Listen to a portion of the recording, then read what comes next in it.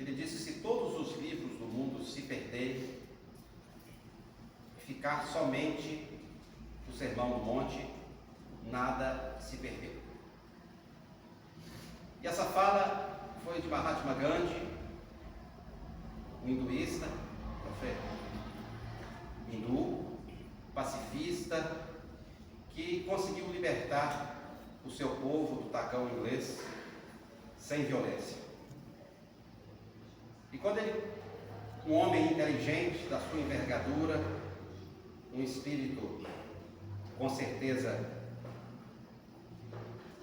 de uma hierarquia mais elevada que nós, se reportou ao Sermão do Monte com muita propriedade, é porque realmente o Sermão do Monte contém toda a filosofia de vida, toda a bússola, todo o norte, todo o sentido existencial para todos nós. E vamos pegar apenas um trechinho do Sermão do Monte, onde Jesus de Nazaré fala da edificação da casa sobre a rocha e sobre a areia. Lógico que essa casa não é uma casa construção, arquitetura de tijolos. Jesus reporta aqui uma casa mental, uma casa psicológica. Jesus fala que o homem de juízo constrói a sua casa sobre a rocha. E quando vêm os ventos, quando vêm as enxurradas, as tempestades, e sopram e batem contra aquela casa, ela permanece em pé, porque a sua base é sólida, é uma base segura. Já o homem insensato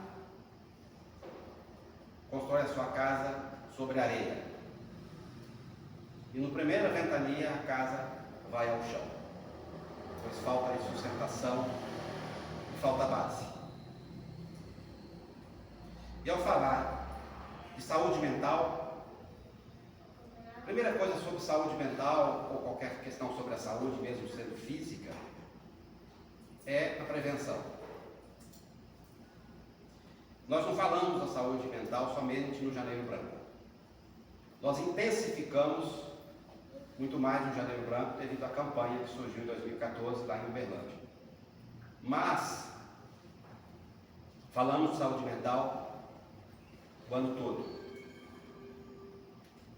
Eu, há 32 anos no consultório de psicologia, vivo questão de saúde mental e de distúrbio mental todos os dias. E será que a nossa casa está sendo construída sobre a rocha ou sobre a areia? A nossa saúde mental, a nossa saúde espiritual. A Organização Mundial de Saúde trouxe a definição de saúde como bem-estar completo, físico, psicológico e social. E por último incluiu o espiritual. Por perceber que as pessoas estão ficando doentes e cada vez mais doentes. Hoje, as estatísticas, elas nos assustam demais. Vamos trazer um olhar sobre as estatísticas para que a gente possa perceber a magnitude do problema que nós estamos falando. Em cada 8 pessoas, uma no mundo tem algum tipo de transtorno mental. Isso equivale a uma população de 1 bilhão de pessoas. Quase 5 Brasis doentes, com algum transtorno, com algum distúrbio. Uma em cada 4 pessoas tem distúrbio do sono. Ou tem insônia, ou sono fragmentado, dormem mal.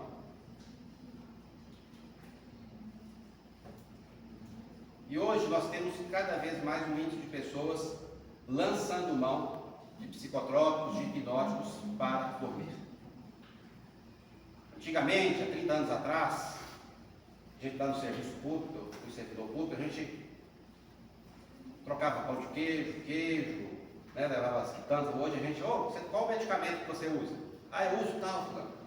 eu uso, eu tenho 2 aqui para ti, né? Então a gente troca, as pessoas trocam medicamentos. A minha vizinha usa isso que é muito bom.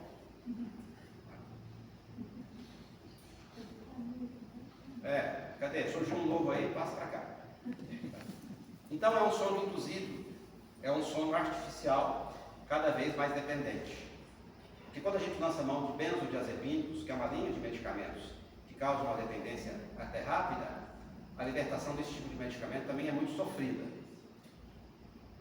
Lógico que no quadro de distúrbio depressivo, de ansiedade, entre não dormir e dormir com medicamento, dormir com medicamento. Mas é uma atitude aqui emergencial, socorrista, e não uma coisa que se tornou corriqueira, que deve se tornar corriqueira, permanente. E o que mais assusta, irmãos, é que o Brasil tem se tornado campeão de distúrbios, sobretudo na questão da ansiedade.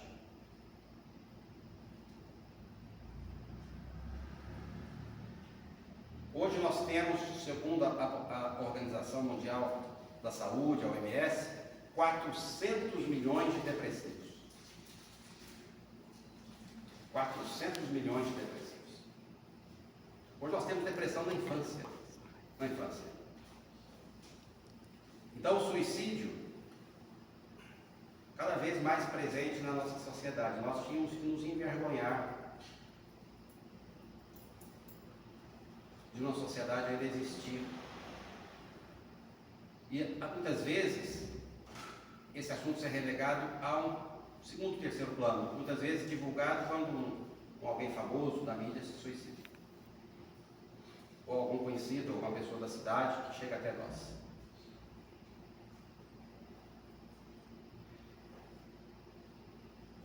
Em Belo Horizonte, hoje eu não tenho estatística, mas as faculdades preocupadas, sobretudo de medicina, preocupadas com o alto índice de suicídio dos acadêmicos de medicina e na área de enfermagem. Vejam vocês, pessoas que estão no curso de saúde, muitas vezes não concluem os seus cursos.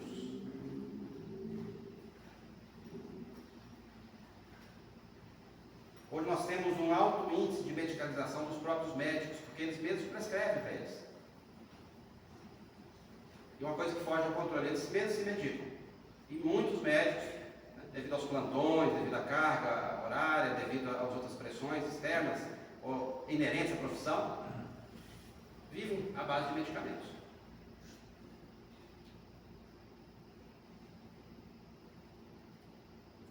Vou trazer 2 histórias, todas em Belo Horizonte. História 1, jovem de 16 anos, escola classe média alta, católica, com uma alta nota no MEC, uma ótima reputação em Belo Horizonte. Jovem de 16 anos pediu para ir ao banheiro e deixou uma carta escrita sobre a mesa. Como ele estava demorando, os colegas abriram a carta e viram que era uma carta suicida. Começou a gritaria, buscar a direção. O jovem foi encontrado no banheiro com a garganta cortada. Foi socorrido ali, esse não desencarnou. Quase que na mesma semana, mulher de 35 anos, mãe de 2 crianças, uma de 7 anos e uma de 4, pulou do 7º andar do prédio onde trabalhava. Essa não teve jeito. Por que pessoas tão jovens se suicidam? Essa é uma pergunta complexa. Então, as respostas também não são simples. As respostas aqui são sistemáticas. Nós temos que analisar um contexto de maneira global. Mas vamos trazer algumas reflexões para dar luz para nós. A prioridade hoje na formação dos filhos passou a ser a formação intelectual e na estrutura do ter. Então os pais podem dar tênis, os pais podem comprar celular, os pais podem comprar um notebook, pode pagar um curso de inglês, de francês, de beach tênis, de vôlei. E a casa mental? E essa nossa casa? Não dá para comprar, não dá para dar para o filho, a não ser da convivência, do exemplo, e priorizando o que precisa ser realmente prioridade. Muitas vezes o nosso foco hoje é no possuir, no dominar e no gozar.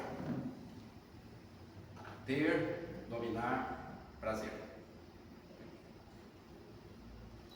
Então, a primeira questão, nós temos uma sociedade altamente intelectualizada em muitos campos, altamente informatizada, mas solitária, perdida.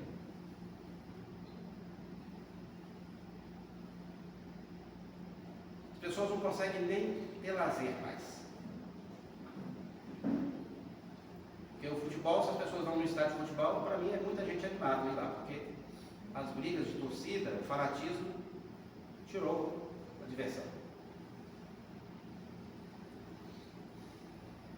Não pode-se ter uma conversa inteligente do ponto de vista político, porque vira briga. As pessoas confundem e passam a torcer por seus candidatos como se fossem jogadores de futebol, time de futebol. Não pode se falar sobre religião, porque não pode se debater religião, conversar, porque religião é fruto de brigas e conflitos até hoje.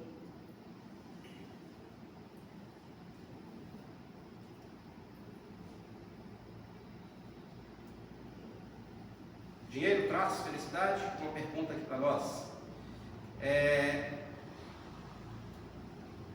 Harvard conduz um experimento de 60 anos sobre felicidade. É uma pesquisa longitudinal, então tem pessoas que estão sendo pesquisadas, tem sido feito um histórico há 60 anos, desde que nasceram. Bem interessante, né? Ao longo da vida, Harvard tem acompanhado a trajetória dessas pessoas para identificar cientificamente por que elas são felizes, o que é felicidade e o que não é.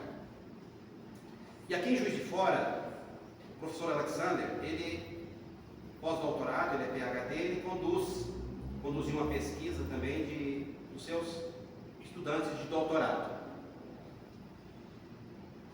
E ele pegou um grupo de pessoas que estavam fazendo hemodiálise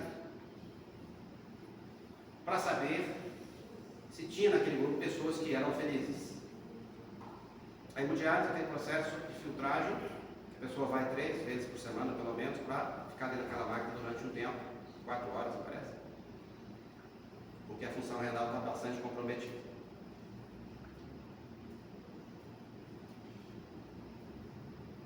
E ele, então, aplicou 2 instrumentos científicos nessa turma, nesse grupo de experimento.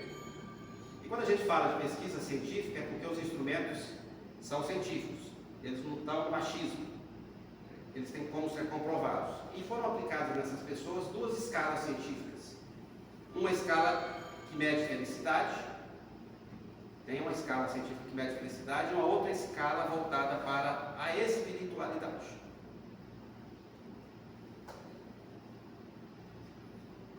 E tinha gente feliz. Sabe que pode ter alguém feliz fazendo quimioterapia? E aí, a coisa que nos chama a atenção, você lembra da mulher de 35 anos com 2 filhos, que pulou do prédio? Nessa pesquisa também tinha uma mulher de 35 anos, também com 2 filhos, a hemodiálise. E os seus resultados foram de uma pessoa feliz. Mas os cientistas perceberam outra coisa: as pessoas que tinham um alto grau de felicidade também tiveram uma nota alta na escala de espiritualidade. Então nós temos aqui uma correlação entre felicidade e espiritualidade.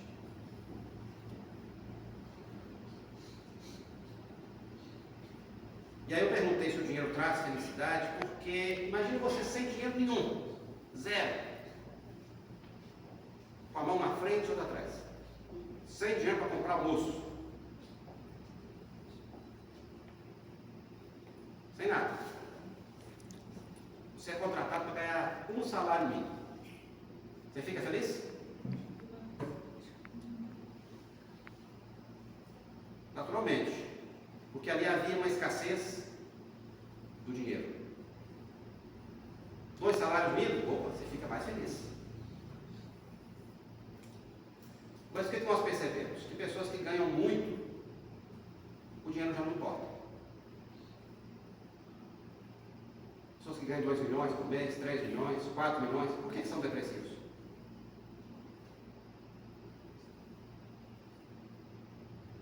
É porque as pessoas confundem, nós confundimos felicidade com prazer.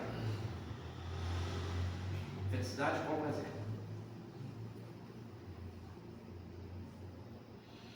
Você está com muita sede, aquele dia de calor, que aí quase não faz calor, aquela sede danada, aí você chega, tem uma água geladinha ali, não é? Aquele primeiro copo que mata a sede, dá prazer? Sim. Às vezes você está com muita sede, você bebe um segundo copo ali, ok. Mas se eu te pedir para tomar 4 litros de água, vai ser desprazeroso. O prazer, ele tem uma curva ascendente e depois ele cai. É como montanha russa, sobe, chega no pico e desce.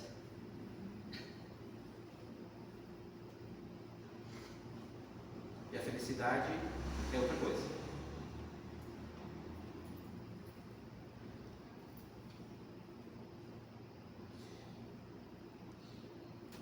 E ainda na pesquisa dessas pessoas, dessa mulher, foi percebido que uma das coisas que mais são significativas na vida, que traz felicidade, é a relação humana, o principal fator de felicidade. Relação humana. Aí vocês veem, né, como a primeira irmã nossa que se suicidou lá em Belo Horizonte, mesmo com 2 filhos, seriam 20 para inibir o suicídio, mesmo com o esposo, ela não conseguiu.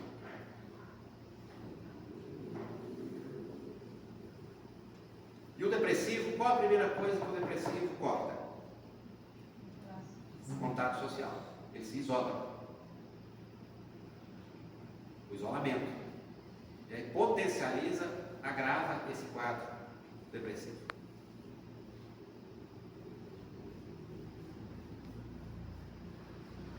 Então não podemos confundir felicidade com prazer.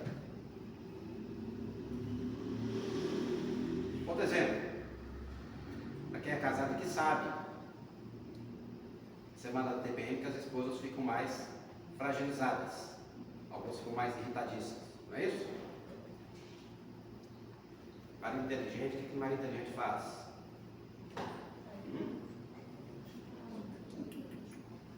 Sabe aquele chocolatezinho belga?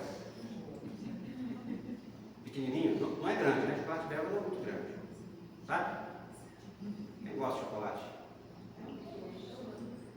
Marido caladinho, coloca um chocolate na brincadeira, deixa espalhado pela casa durante a semana. Por quê? Prazeroso. Um chocolate, 2, 5. Agora 50 chocolates já não é prazeroso.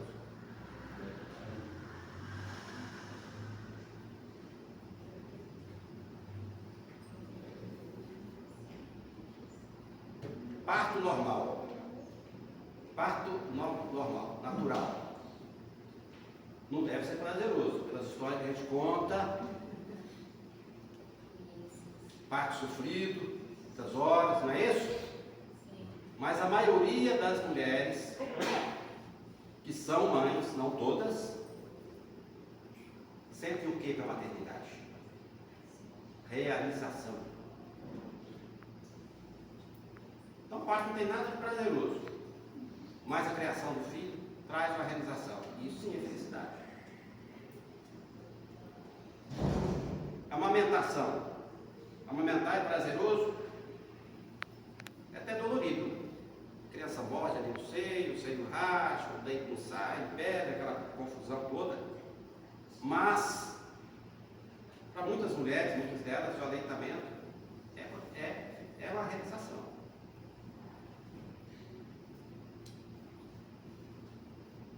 Então não vamos confundir felicidade com prazer.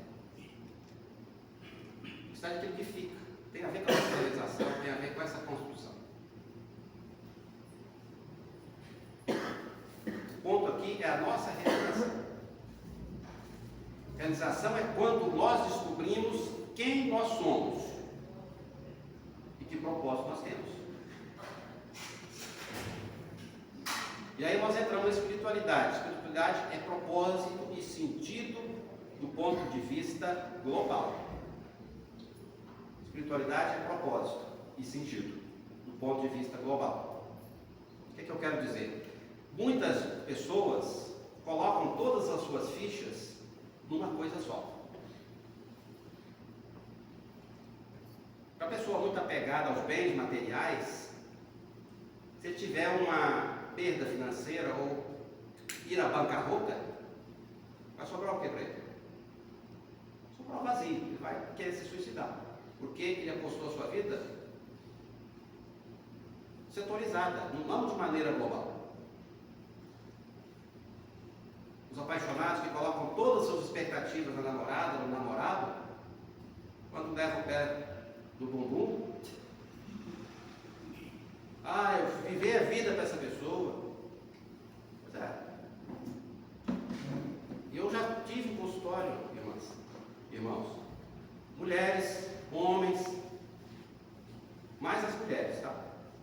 Viveram 20 anos no casamento, 25, dedicando, lavando, passando, cozinhando, trabalhando, investindo tudo no homem, deixou de estudar, deixar de fazer uma academia, porque o marido não queria, não deixava, depois ele largava ela aos 40, ela pirava.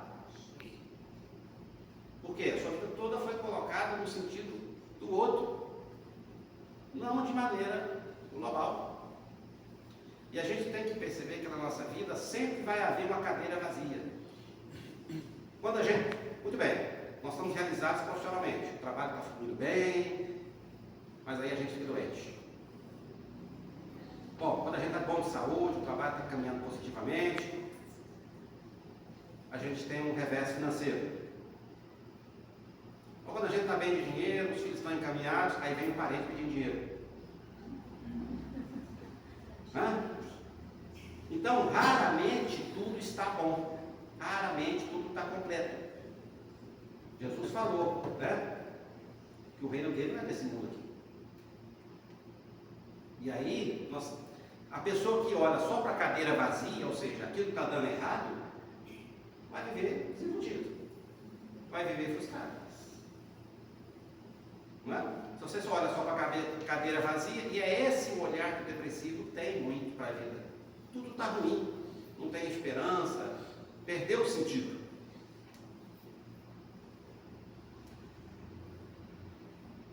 Então nós temos que pensar na nossa vida em forma global, não de maneira setorizada. Casa sobre a rocha. Temos que ter uma base.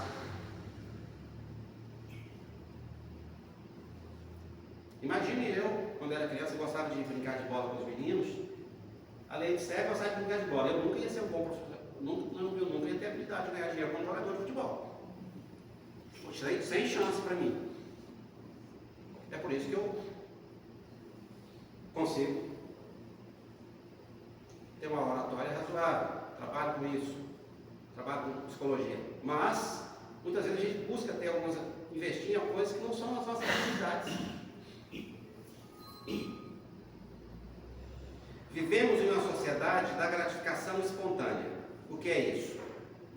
O que é melhor, gente? Final de semana, sair para o clube, divertir ou fazer aquele trabalho que está pendente para terminar? A gente, quarta-feira à noite, está ali para fazer um trabalho, tem que entregar um dever no dia, uma tarefa para concluir. O colega, a gente chama a gente para comer pizza. Não, depois eu faço isso aqui. Então, a gratificação espontânea é o imediatismo. A gente passa a procrastinar o que é importante. Deixa para depois. Vamos deixando para depois. Entre ir na casa espírita ou uma festa, eu já algumas vezes fui para festa. Estou falando de mim.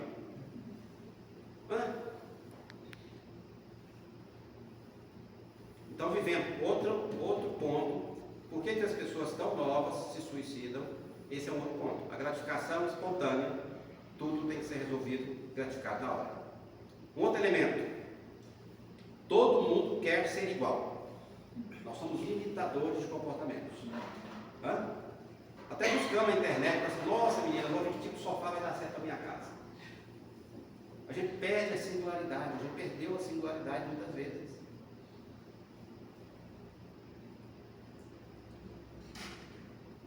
Eu atendo muita gente no consultório que me pergunta se eu acredito em horóscopo. Horóscopo eu acredito, pode dar certo ou não, mas eu não tenho fé nenhuma nisso. Mas tem fé em quê? Você tem fé em Deus, depois tem fé em mim. Eu tenho que confiar em mim. E hoje nós somos imitadores do corpo perfeito, do emprego perfeito, do carro ideal, do sei o que ideal. E a gente fica numa forma e perde a nossa singularidade. Nós somos espíritos únicos. Tanto que os gêmeos univitelinos não são iguais. Temperamento às vezes muito diferente, bagagem espiritual extremamente diferente. E quando a gente abre mão da nossa singularidade, a gente abre mão das nossas habilidades, da nossa cereja do bolo. E muitas vezes a nossa singularidade é o glacê, é o nosso diferencial. A gente pode até se inspirar. Eu tenho minhas inspirações de cantor, ídolo não, tenho minhas inspirações de escritor, mas eu desenvolvo o meu método próprio. Senão você é apenas um repetidor, um papagaio falando o que os outros vão falar. Então nós temos que ter um plano para a nossa vida, um motivo. Um homem em busca do sentido. Esse é um livro de Viktor Frankl. Quem leu, sabe. Quem não leu, leia. Viktor Frankl passou muito tempo no campo de concentração. Então ele traz desse livro um homem em busca de sentido fantástico, para que a gente possa encontrar algumas respostas aí. Propósito, gente, é o rumo que a gente vai seguir. Quando você marca uma viagem, o primeiro lugar que você decide é o quê? Para onde você vai? É o rumo. E sentido da vida é a história que a gente está contando da nossa vida. Que história você está contando da sua vida? Porque o depressivo muitas vezes distorce a história da sua vida. Ele vê tudo cadeira vazia. E eu, preparando a palestra, ouvi a história do palestrante. Ele contando, no final ele falou que era ele não sabia que era ele. Menino, filho de mãe empregada doméstica, analfabeta. O pai o abandonou, afastou dele por razões do próprio pai. E até os 10 anos ele morou em 8 lares diferentes. 8 casas, famílias. Aos 10 anos ele voltou a morar com a mãe. Quando ele entrou no ensino médio, ele estudava o dia todo, era uma escola intensiva de técnica. Comia de manhã e às vezes não tinha tempo, dinheiro para almoçar ali, aí ia almoçar às 11 horas da noite. Jantava às 11 horas da noite. Que desenvolveu nele uma gastrite. Ele podia pensar por um ângulo, para que viver? Estou passando fome. Meu pai não me quis. Minha mãe, carente financeiramente. Para quê? O ângulo 2. Gente, com esse tanto de casa que eu morei, eu tenho adaptabilidade em qualquer lugar. Eu consigo sair de qualquer situação. Já morei em 8 casas diferentes. Eu tenho flexibilidade, eu tenho jogo de cintura. E ele foi trabalhando isso. Que história eu quero escrever da minha vida? É para o suicida é uma história que eu posso fazer diferente, ressignificar. Ele ressignificou. E essa é a história do Haroldo. Eu não sabia que o Haroldo tinha essa história. A mãe dele hoje está com 71 anos e hoje é ele que ajuda, ele que sustenta. Ele é juiz de direito há 22 anos. Nosso orador espírita, né? Fantástico, vocês já puderam perceber aí.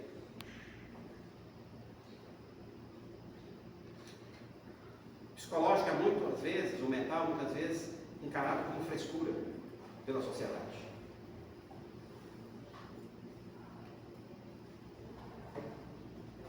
Então, o suicida não quer matar o corpo, o suicida quer matar a sua dor. Só que vai ser pior, a dor vai estar do outro lado. Nós que temos essa visão espírita, sabemos. Quantas vezes eu ouvi, não, gente, quem morre não voltou para contar para o senhor, volta direto para contar para nós. Através das psicografias, através dos relatos. Estão todos aí para a gente saber.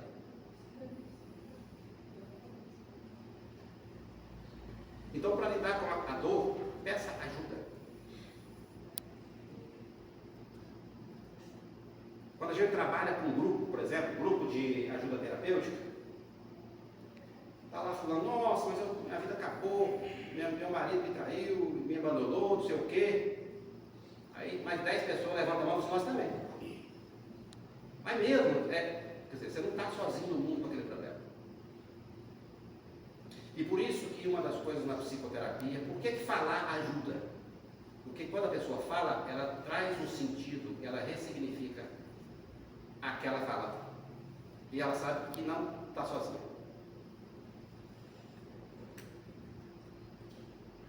Então a espiritualidade tem a ver com o sentido da vida, tem a ver com significado, tem a ver com importância.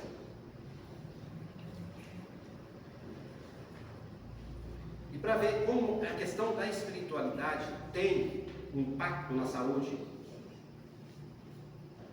mental, eu trouxe da última vez aqui a pesquisa de Guimarães e Avezum.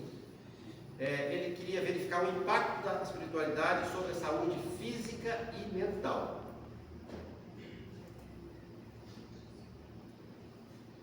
E vejam que durante as pesquisas dele, depois dos resultados, ele colocou prevenção e redução de doenças e redução de óbitos de até 25% nos casos investigados por Avezum.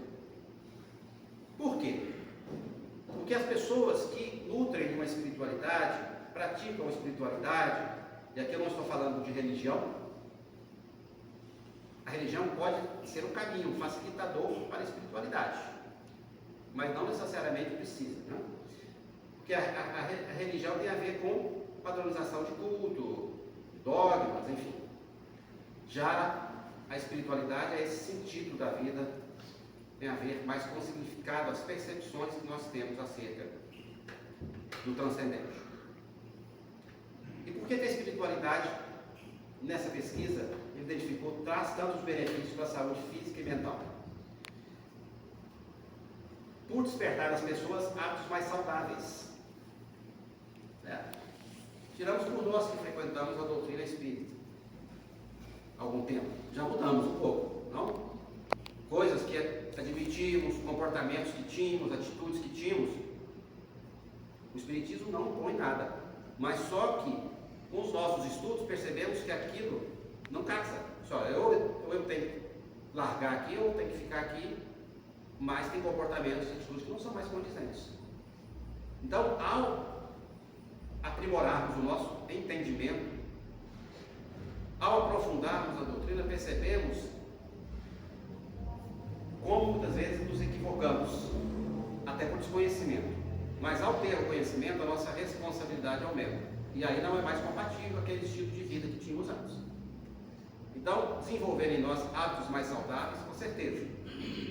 Lógico, irmãos e irmãs de outras religiões também desenvolvem hábitos diferentes. Suporte social. É lógico, quando estamos num grupo, podemos ter mais acolhimento. E o suporte social é uma ferramenta aqui para as noites de frio. Né? Esse suporte social é o cobertor para as noites de frio, é o refrigério para os dias de calor, é a palavra amiga.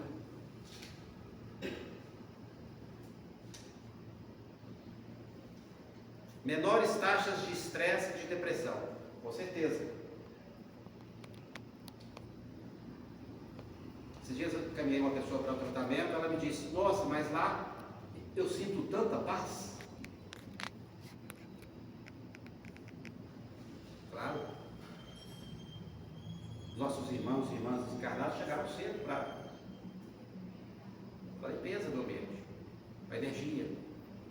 Os médicos estão trabalhando, chegaram cedo, estão também fazendo a prece, a mentalização. Paz. E aí, paz é bem dizer o contrário do estresse.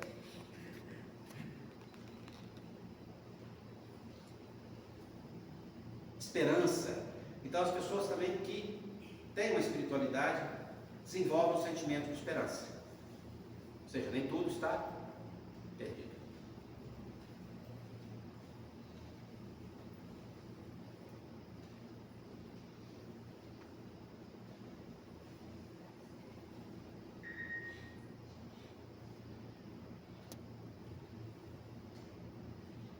O entendimento, o conhecimento que adquirimos também, quando aprofundamos na espiritualidade, no estudo, ela derruba algumas ideias, alguns preconceitos, algumas ideias arraigadas que muitas vezes tínhamos ou temos.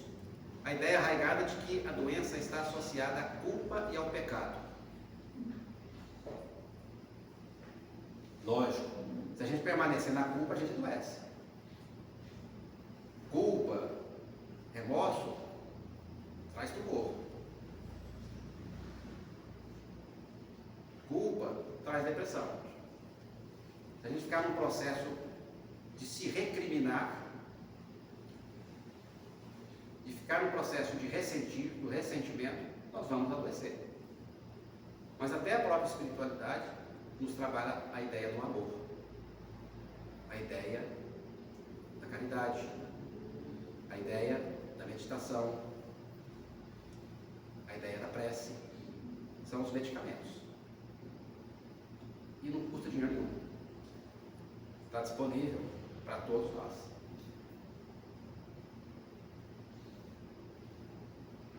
O outro entendimento é a forma como nós passamos a nos relacionar com Deus. Muitas vezes nós vimos Deus como salvador e resolvedor de todos os nossos problemas. E quando a coisa não acontecia, Deus é injusto. Deixei até de acreditar. E aí a gente tem um entendimento, quando a gente aprofunda no Espiritismo, ao enxergar o que nos acontece sem desespero, a gente entende que Deus traz tudo de conforme com o nosso merecimento. Se ainda não chegou para nós, é porque ainda não temos o privilégio de sentar na janela do avião. Ainda não pagamos o ingresso.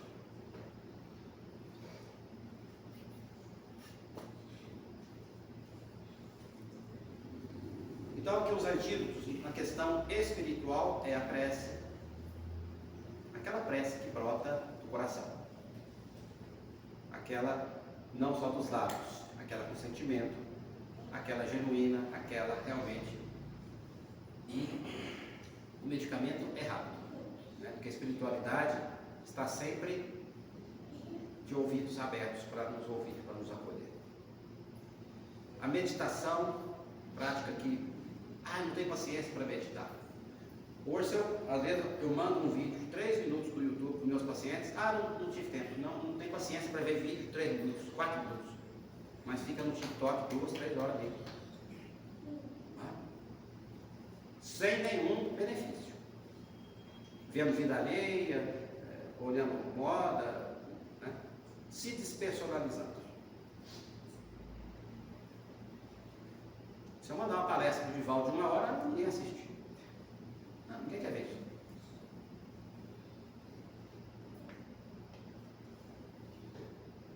Então a meditação é natural que a pessoa tenha dificuldade no início de se permitir se entregar ao relaxamento, às técnicas. Porque vivemos num mundo de imediatismo, de correria, de pressa, de ter, de chegar a lugar não sei aonde. Não é? A meditação, a prece, a prática da caridade. Quando eu falo caridade, eu falo amor. Lá na Epístola de São Paulo está a caridade segundo São Paulo, que é o amor. É o amor em sua plenitude.